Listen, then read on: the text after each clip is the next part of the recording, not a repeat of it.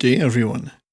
Since my video review of the majestic RRR, I have received many suggestions of fantastic Indian movies to watch, and indeed have done videos on Andhadhun and Tumbad recently. But at the top of my list to watch has been RRR director S.S. Rajamouli's two-part epic Baahubali. Now, with RRR, Rajamouli established himself as one of the best directors in the world today, and when it comes to action fantasy, arguably the best director. So I was eager to sit down and experience the entire Baahubali story, which is in two parts, 2015's The Beginning and 2018's The Conclusion.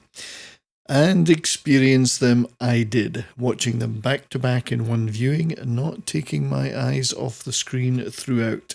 Rarely have 6 hours passed so quickly, as these astounding movies are pure magic. And I'm going to talk about them both as one piece of work today, rather than separated into two movies. It's one story end to end, really. Please note that there will be mild spoilers ahead.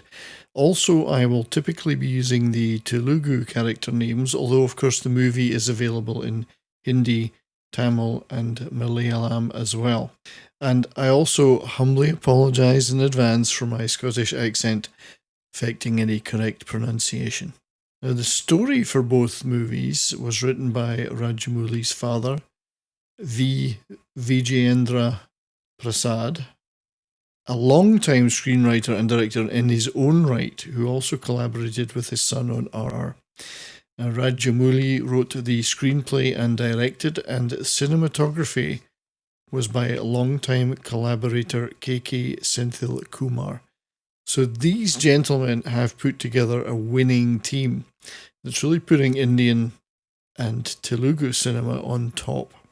Before talking a little about the cast and characters, I would like to discuss the world that Rajamouli has created in these movies and the look and feel of it. The story is set in a fantasy kingdom called Mahishmati. Well, at least a fictional version appears in the film, as there are inscriptions in historical records that suggest there was a real city of that name in medieval times. But in the movie, the kingdom is protected by being on a high plateau surrounded by massive cliffs and waterfalls, but also menaced from the north by the savage kingdom of Kalakia. Well, at the base of the waterfalls are the pastoral Amburi tribe, and I like the way that the opening sequence sweeps the viewer over a map of these locations involved, quickly establishing the topography and the peoples involved. Now, this establishment of a fantasy world based on long-standing Indian lore puts these movies on a par for me with Peter Jackson's Lord of the Rings trilogy. Now, obviously, Jackson was directly interpreting Tolkien's work, and Rajamouli is presenting an original story, but the feel of these movies is similar, and the reverence and respect for cultural lore is similar, as are the battles of good and evil involved. And the key battle with the Kalakia in the beginning strongly reminds me of the scale and visceral impact of the Battle of Helm's Deep in the Two Towers. It is that powerful. Amazing as the action is in Baahubali, there is a great deal more, as it deals with themes of betrayal, honour, sacrifice and love in a very Shakespearean manner. And we never feel that these personal stories are overshadowed by even the most powerful of action scenes, and powerful action scenes there are. The story begins with a mysterious woman carrying a baby boy being pursued from a cave at the base of a giant waterfall. She sacrifices herself to ensure the baby survives, and he is indeed found and adopted by a couple in the Amburi tribe who live nearby, and they name him Sivudu. We see Sivudu grow up to be a man who has fantastic physical strength and a burning desire to climb through the spectacular waterfalls and massive cliffs above the village. One day, a mask comes tumbling down from the plateau, and inspired by the feminine features of the mask, he finally succeeds in making this impossible climb. He and we are introduced to the kingdom and city of Mahishmati, and we discover the real identity of Sivudu. Now, the sets built for many of the city scenes are truly spectacular. Think the movie Cleopatra, but bigger. And coupled with some large scale CGI, the city is hugely impressive. The story then switches into the past to reveal the backstory, as Sivudu is revealed to be Mahendra Baahubali, the son of betrayed crown prince Amarendra Baahubali. Now, the cast are equally as epic as the movie, with the action leads all putting in apparently some serious workout and combat training time. Superstar Prabhas plays the twin roles of the adored crown prince and his exiled son with gusto, and there are copious amounts of glorious toxic masculinity in his portrayal. But he's also excellent in the darker scenes when he discovers the fate of his biological mother and seeks retribution. Also displaying fierce toxic masculinity is Rana Dagubati, who plays Amarendra's cousin Balaladeva. And at first he's a brother to Amarendra, but as they grow older and his malign father begins to get in his head, he turns against his cousin and wants the throne for himself. The love that the people have for his cousin burns him, and Rana subtly changes the character portrayal as the story unfolds, going from stoicism to eventually bitter and sadistic. It's an exceptional performance.